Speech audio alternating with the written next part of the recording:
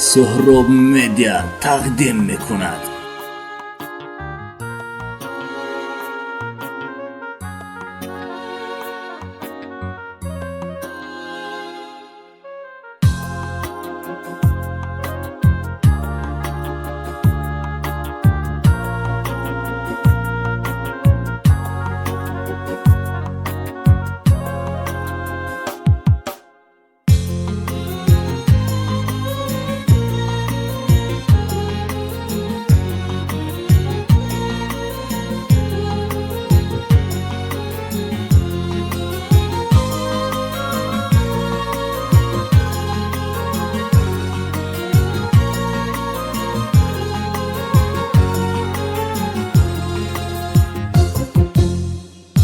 تاجیکستان کشوری من، شام وطنم، شام وطنم.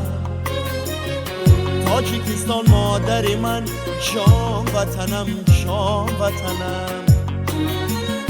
تاجیکستان جان وطنم، شام وطنم، جان وطنم.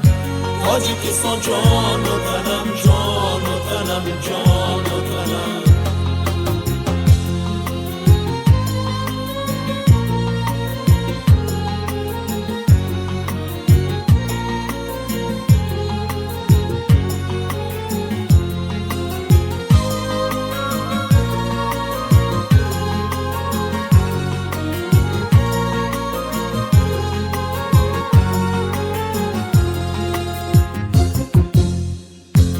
سارش لب بلب از کانی طلای از تازه، ساختمانهایش پر از موجی سرودی کارگر، دشت و صحرایش مکانی پختکاری پرهنر، میوه های باغهایش شیرین از شهد و شکر.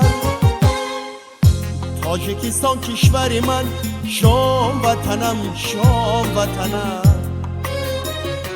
تاجیکستان مادری من، شام وطنم، شام وطنم. تاجیکستان جان وطنم، شام وطنم، جان وطنم. تاجیکستان جان وطنم، جان وطنم، جان وطنم.